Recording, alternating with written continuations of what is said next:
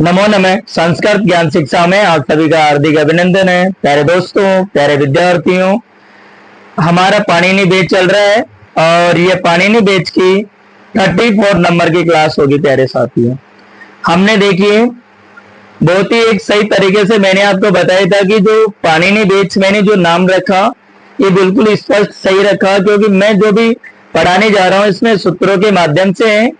प्यारे साथियों, और देखिए आज हम स्टार्ट करने वाले हैं उपसर्ग हमने कल पढ़ लिए थे, आज हम पढ़ेंगे अव्यय। ठीक है, लेकिन प्यारे साथियों अब जल्दी से मेरे चैनल के होम पेज पे जाइए और वहां से मेरे चैनल को सब्सक्राइब और शेयर जरूर करना है। चलिए स्टार्ट करते हैं। अव्यय क्या करते हैं? अव्यय देखना, न वेति इति अव्ययम। न वेति, न यानी नहीं, वेति यानी परिवर्तन होता है, यानी जिसमें किसी भी प्रकार का कोई परिवर्तन नहीं होता है उसे हम क्या कहते हैं? अव्यय कहते हैं। न वेति इति अव्ययम, यानी जिसका हम किसी भी लिंग में, किसी भी विभक्ति वचन में कहीं पर भी प्रयोग करें तो वह शब्द उसी तरीके से रहता है, सेम, कोई भी परिवर्तन नहीं होता है। अथवा अविद्यमान व्यय विकार है यस्मिन् तद्व्ययम्। अविद्यमान व्यय विकार है जिसमें किसी भी प्रकार का कोई विकार उत्पन्न नहीं होता। विकार का मतलब होता है कि परिवर्तन, यानी परिवर्तन नहीं आता है, तो वो भी क्या होता है प्यारे साथियों? अव्यय होते हैं। देखिए मैंने यहाँ एक संस्कृत में भी लिखी हुई है कि यस्मिन् पदे लिंग है विभक्ति वचन कारणात् परिवर्तनम न भवति एव यंच है तेन एव रूपेण तिष्ठति तद पदम अव्ययम कथ्यते।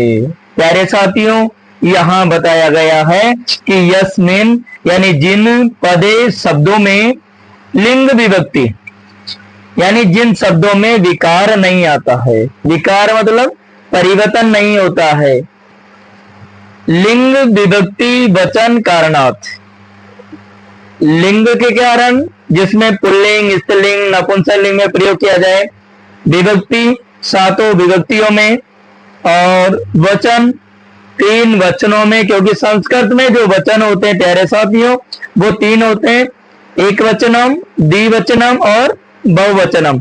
लेकिन आपको पता है कि जब हिंदी है तो हिंदी में क्या होते हैं कि 2 ही वचन होते हैं, एक वचन और बहुवचन, यानी उसमें द्विवचन नहीं होता है। देखिए वचनम कारणात् परिवर्तनम, यानी इनके कारण, लिंगों के कारण, विभक्तियों के कारण और वचनों के कारण परिवर्तनम न भवति, यानी परिवर्तन नहीं होता है। एव यंतु तेन कारण, और इसी कारण से एव रूपेण तिष्ठति, और वो उसी रूप में बैठे हुए रहते हैं, अर्थात स्थिर रहते हैं।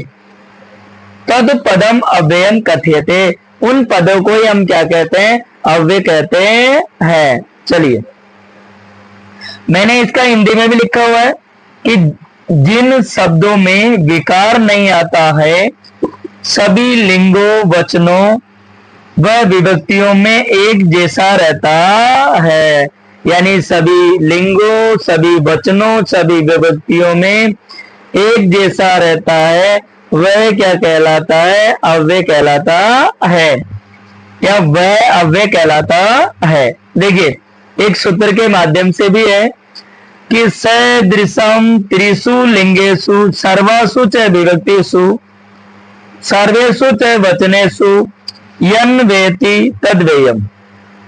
सदृशम यानी इनके समान, समान रूप से, त्रिषु लिंगेषु यानी तीनों लिंगों में, त्रिषु लिंगेषु तीनों लिंगों में, सर्वासु च विभक्ति और सभी विभक्तियों में, सर्वेषु च वचनेषु और सभी वचनों में, यन वेति तद अव्ययम जो अपरिवर्तनशील होता है, जिसमें परिवर्तन नहीं होता है, जिसमें विकार उत्पन्न नहीं होता है, वह क्या होता है? अव्यय होता है, अर्थात उसे अव्यय कहते हैं। ठीक है, तो उसे हम क्या कहते हैं प्यारे साथियों? उसे हम क्या कहते हैं? अव्यय कहते हैं। आपको सीधी सी बात ध्यान में रखना कि न वेति इति अव्ययम, यानी जिनका कहीं पर भी कोई परिवर्तन नहीं होता, जो अपरिवर्तनशील शब्द होते हैं वो क्या होते हैं? अविकारी शब्द होते हैं।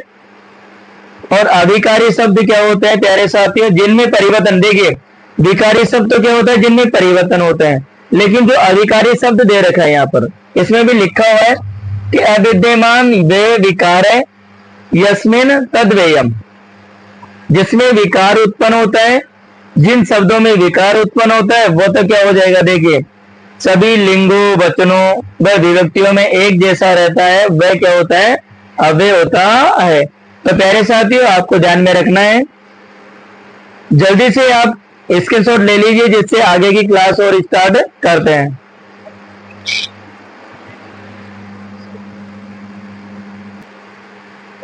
आप देखना प्यारे साथियों, उपसर्ग का यहाँ अलग अलग तरीके से बताया गया कि उपसर्गों को, ये जो अव्यय है, क्योंकि जो उपसर्ग मैंने कल पढ़ाए थे आपको, वो अव्यय में भी होते हैं, क्योंकि वहां उपसर्ग तब होते हैं जब वो क्रिया के साथ होते हैं। उपसर्ग क्रिया योग है। मैंने आपको एक कल ये परसों की क्लास, 2 क्लासें थी, उसमें आप देखना, तो उसमें जो उपसर्ग होते हैं वो अव्यय भी कहलाते हैं, लेकिन जब क्रिया के साथ वो ऐड हो जाते हैं तो वहां क्या हो जाते हैं? वो उपसर्ग हो जाते हैं। देखिए संस्कृत भाषा में उपसर्ग 22 होते हैं, जो हमने पिछली क्लास में, दोनों क्लास थी उसमें पढ़ी है, और उस क्लास को आप जरूर देखना। प्र, प्रा, अप, सम, ठीक है, इत्यादि, यानी उस पहले वाली क्लास में मैंने सारे डिटेल से पढ़ा रखे हैं, तो वहां से आप याद कर सकते हैं। तो ये सारे जो 22 उपसर्ग होते हैं, ये क्या है? किसमें आते हैं? ये भी अव्यय में आते हैं। देखिए क्रिया विशेषण, कुछ संज्ञा शब्दों के विभक्तियों के रूप जो क्रिया विशेषण की तरह प्रयुक्त किए जाते हैं, यानी कुछ जो संज्ञा शब्दों के जो विभक्तियों के जो रूप होते हैं वो क्या होते हैं? क्रिया विशेषण की तरह प्रयुक्त किए जाते हैं। देखिए जैसे अत्र तत्र, दूर दूरेण, चिरम और चिरेण। अत्र यहाँ, तत्र वहां, दूर या दूरेण, चिरम और चिरेण, इनको हम अच्छे तरीके से एक साथ भी पढ़ेंगे जब हम वाक्य में प्रयोग करेंगे। पहले अव्यय पढ़ेंगे, फिर वहां पर तो अव्यय का अर्थ, और वहां मैं आपको वाक्य में प्रयोग करना भी सिखाऊंगा। और वाक्य में प्रयोग किस प्रकार से करते हैं, क्या आसान कोई इसकी ट्रिक भी होती है या नहीं होती है, वो सारे हम अगली क्लास में पढ़ेंगे। आज हम ओनली अव्यय का क्या पढ़ रहे हैं? सामान्य परिचय कंप्लीट कर रहे हैं। चलिए, निपात, ये अर्थ पर बल देने वाले होते हैं, यानी जो निपात अव्यय होते हैं वो क्या होते हैं प्यारे साथियों? यानी अर्थ पर बल देने वाले होते हैं। जैसे न, तू, किल, खलु, यतोई इत्यादि, ये क्या होते हैं कि अर्थ पर बल देने वाले होते हैं, जो हम बाद में जब वाक्य में प्रयोग करेंगे तो वहां हम एक एक करके अच्छी तरीके से पढ़ेंगे। संयोजक, संयोजक का मतलब होता है प्यारे साथियों कि जोड़ने वाले, यानी सेंटेंस को जोड़ने वाले जो अव्यय होते हैं। देखिए ये अव्यय जोड़ने का काम करते हैं। किसका काम करते हैं? जोड़ने का। पहले ही लिखा हुआ है संयोजक, क्या लिखा हुआ है? संयोजक, अर्थात जोड़ने का कार्य करते हैं। जैसे च होता ना, राम है, श्याम है, च गरम गच्छति, तो कोई कर्ता दो है, तो राम और श्याम को क्या किया? जोड़ा गया है। अथ, वा, किंतु तो ये क्या होते हैं? ये जो अव्यय हैं ये क्या होते हैं? संयोजक अव्यय होते हैं, जो जोड़ने का कार्य करते हैं, यानी सेंटेंस को, वाक्य को जोड़ने का कार्य करते हैं। आगे प्यारे साथियों, विस्मय सूचक, यथा, जैसे हा, दिक, भू, हे, हौ, देखिए विस्मय सूचक का मतलब होता है कि जैसे हा, शोक व्यक्त करते हैं ना, हा हाय राम। दिक, दिक का अर्थ होता है धिक्कारने के अर्थ में। वो, हे, अहो, ये विस्मय सूचक होते हैं। क्या होते हैं? विस्मय सूचक अव्यय होते हैं। प्रकीर्ण, लास्ट में क्या है प्यारे साथियों? प्रकीर्ण है। प्रकीर्ण जो अव्यय होते हैं वो देखिए, जो गति, स्थान, समय, काल, अवस्था, क्रम और दिशा, दिशा आगे दे रखा है प्यारे साथी, यानी जो अव्यय गति, स्थान, समय, काल, अवस्था, क्रम, दिशा और प्रक्रिया आदि का संकेत देते हैं, वे अव्यय प्रकीर्ण अव्यय कहलाते हैं।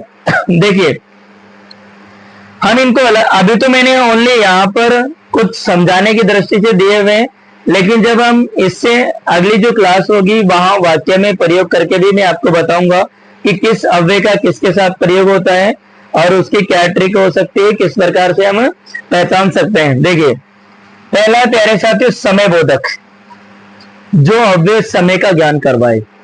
यदा, जब, कदा, कब, ठीक है, कदा, कब, समय का बोध करवा रहे हैं, काल का बोध करवा रहे हैं। तो आगे क्या होगा प्यारे साथियों? स्थान बोधक।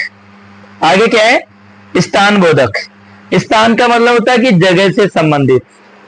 स्थान बोधक जो अव्यय होते हैं वो होते हैं जगह से संबंधित। देखिए अत्र, यहां, तत्र, वहां, कुत्र, कहां। कहने का मतलब ये प्यारे साथियों और भी होते हैं, लेकिन मैंने यहाँ ओनली सामान्य दृष्टि से बस उदाहरण दिए मैंने यथा में, बाकी जब हम अगली क्लास में सारे कंप्लीट करेंगे, है ना। चलिए हो गया। अत्र, यहां, तत्र, वहां और यत्र, जहां, कुत्र, कहां, ये ध्यान में रखना आप, ठीक है। तो ये स्थान से संबंधित हो गए। आगे प्यारे साथियों प्रश्न बोधक अव्यय क्या होते हैं? प्रश्न बोधक अव्यय। देखिए कुतः, कहां से, कुत्र, कहां, कदा और कब। देखिए जो प्रश्नवाचक अव्यय होते हैं इनमें स्थान बोधक भी होते हैं कुछ और समय बोधक भी होते हैं। तो आपको ध्यान में रखना है प्यारे साथियों। आगे जो दे रखा है, देखिए आगे दे रखा है प्रकीर्ण। हाँ, जो प्रकीर्ण होते हैं, देखिए जैसे प्रक्रिया, किसी की स्थिति, जैसे इति, इस प्रकार कार्य करना है। जैसे मान लीजिए आपको कोई आदेश दे दिया जाएगी कि आपको इस प्रकार कार्य करना है या आपको इस प्रकार पढ़ाना है, तो प्रक्रिया है। आगे देखिए यत, कि, यावत, जब तक, तावत, तब तक। इस प्रकार प्यारे साथियों आज हमने ये अव्यय का सामान्य परिचय था वो हमने कंप्लीट किया है। अब हम एक एक करके और इनका अर्थ और वाक्य में प्रयोग करना भी मैं आपको सिखाऊंगा। लेकिन प्यारे साथियों मेरी क्लास को लाइक शेयर जरूर करें आप। ये वीडियो प्रत्येक मेरे प्यारे साथियों और विद्यार्थियों के पास पहुंचना चाहिए जो गांव में रहते हैं, जिनको इस प्रकार की कोचिंग की सुविधाएं नहीं होती है और पैसे का भी अभाव होता है और वो उसी के कारण क्या होते हैं, पिछड़ जाते हैं। तो उन्हीं के लिए मैं बिल्कुल निःशुल्क, कोई इस प्रकार का इसमें कोई शुल्क नहीं है, बस आराम से आप पढ़ते रहे और ज्यादा भी नहीं होता, 10-15 मिनट का होता है। 10-15 मिनट तो हम फालतू के वीडियो देखने में निकाल देते हैं। चलिए प्यारे साथियों मिलते हैं अगली क्लास में, अगले वीडियो में। तब तक के लिए जयतु वार्ताम जयतु संस्कृतम।